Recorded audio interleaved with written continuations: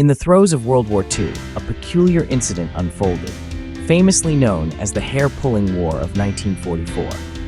This was a time of global conflict, where nations were pitted against each other, and the world was caught in the tumultuous waves of warfare.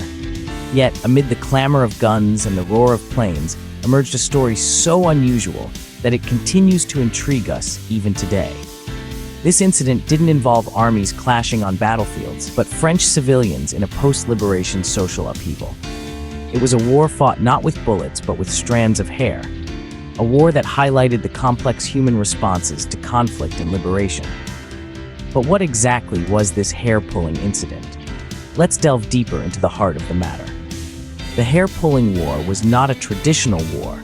It was a manifestation of societal punishment and public humiliation. In the aftermath of the D-Day landings in 1944, a peculiar form of retribution swept across France.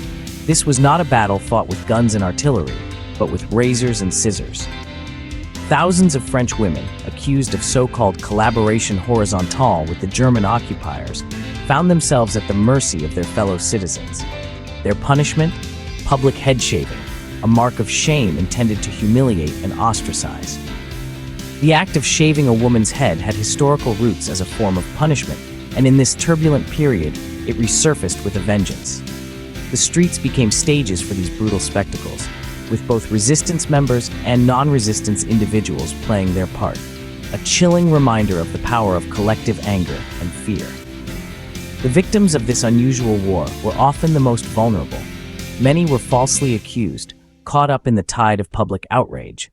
Others were in precarious situations, young mothers, women without means of support. They were easy targets for those seeking to vent their frustration and anger at the years of occupation and hardship. Yet the incident was not universally supported. It elicited mixed reactions from the French and Allied troops. Some looked on with sympathy, recognizing the injustice of the situation. Yet others harbored prejudices, viewing these women as traitors deserving of their fate. The incident left an indelible mark on the societal fabric, eliciting mixed reactions from the French and Allied troops. The hair-pulling War of 1944 was not just an isolated incident. It was a reflection of the societal attitudes and prejudices of the time. In the aftermath of the incident, the repercussions were palpable. The French society was divided, some harboring prejudices, while others expressed sympathy for the women who were the victims of this public humiliation. But amidst the chaos and discord, there were voices of resistance leaders who condemned the act. They saw it for what it truly was, a public manifestation of the underlying societal biases and prejudices. They understood the lasting damage such an act could do to the fabric of their society.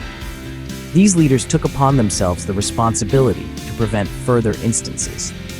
They stood against the tide, advocating for the rights of the women who were falsely accused or found themselves in vulnerable situations. Their actions, though met with resistance, sowed the seeds of change. The hair-pulling War of 1944, an unusual incident, serves as a stark reminder of the societal repercussions of war and the enduring power of societal punishment and public humiliation.